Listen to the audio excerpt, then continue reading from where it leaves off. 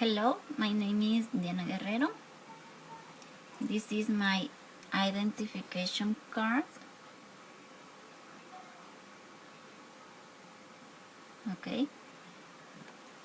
In this video I'm going to speak about the topic from clauses and sentence to text and syntax in this course. Okay, this is the topic. I repeat this. From clauses and sentence to text and syntax in this course. I have taken two parts that seem important to me to take into account. We need to integrate many important syntactic elements in order to have current communication. And we have ways in which language is produced by linking categories of grammatical units such as words, phrases, clauses, and sentences. And finally, we form text and current discourse. This information is from the Didactic Guide English Syntax. Okay, we have three grammatical devices. There are grammatical devices that are central to the organization of text and discourse. These are grammatical aspect, tense, and the voice. In grammatical aspect, we have simple, progressive, and perfect aspect.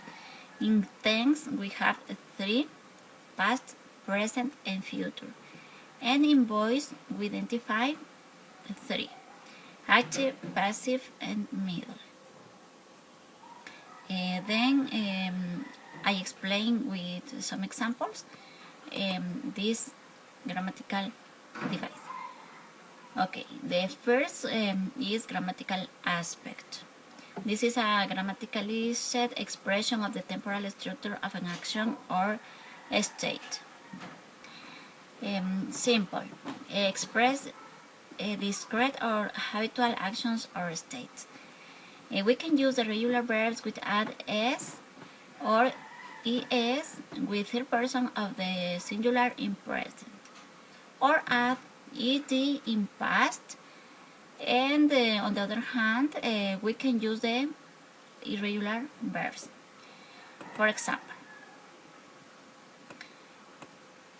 with regular verbs, Walter drives to his home. Walter drove to his house. Walter will drive to his house. Okay, this is the same example, but in present, past, and future. And with one irregular verb, Mary closed the door. Mary closed the door, and Mary will close the door. Okay, we have these two forms, regular and irregular forms. We can use these two classes of verbs. Okay, in progressive aspect, express incomplete or ongoing action or states. Continuous action in present, past, or future. This is formed by the verb be plus verb plus ing. For example, John is washing the car. John was washing the car. John will be washing the car. Okay. This is the same example in present, past, and future form. Okay. And the third aspect is perfect. Express and emphasize the consequence of a previous action or state. We use the auxiliaries have, has in present, and had in past plus verb in past participle. Okay, we have some examples. In perfect aspect, John has washed the car. John had washed the car, and John will have washed the car. Okay, this is the same example. At the same way, in present, in past, and in future. Okay. The other grammatical device is things.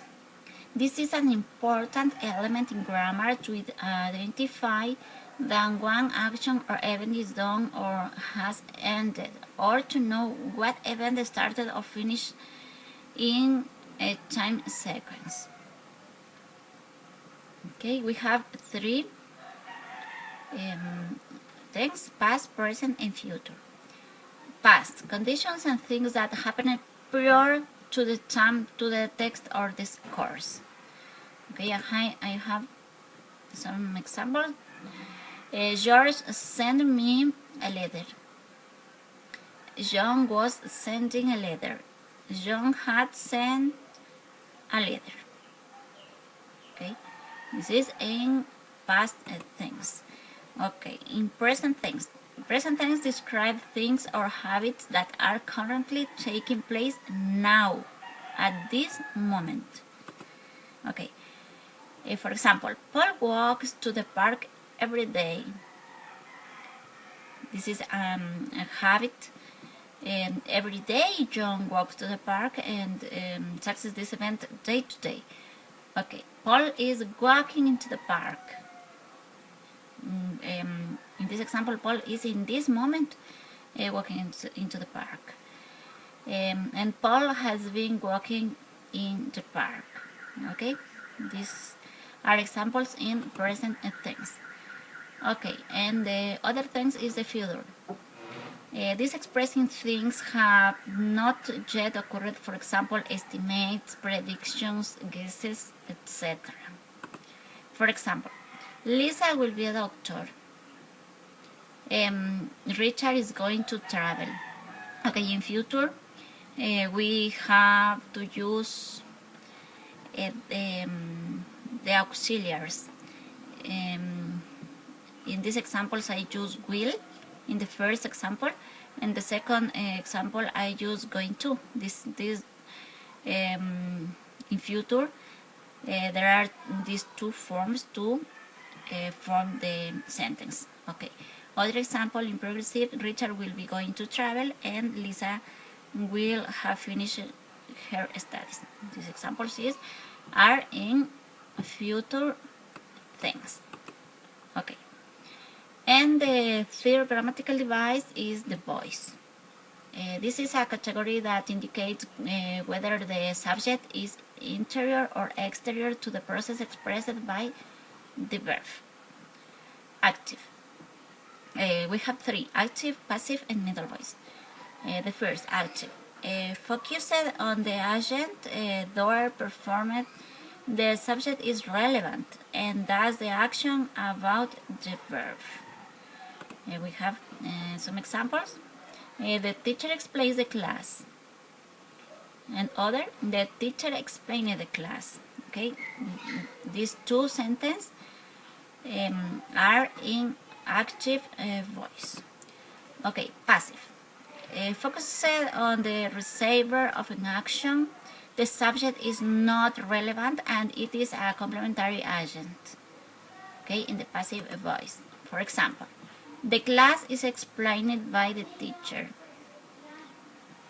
Or in past, the class was explained. Okay, these two examples are in passive voice.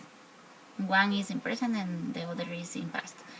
Okay, in the second example in passive, we can see that we don't write the subject. Okay, in the first example, the class is explained by the teacher. We add the subject with the word by. And in the second, we don't write this part of the sentence, but it is not necessary. Okay, the middle voice. The agent does not always receive the action. It refers to an impersonal semantic construction in which it is not possible to define who executes the action of the verb. For example, the glass broke. The fields dry up. Okay? In this sentence, it is not possible to define who executes the action of the verb. The glass broke and the drive up. Okay. I summarize this information, and I have some personal opinions. Okay.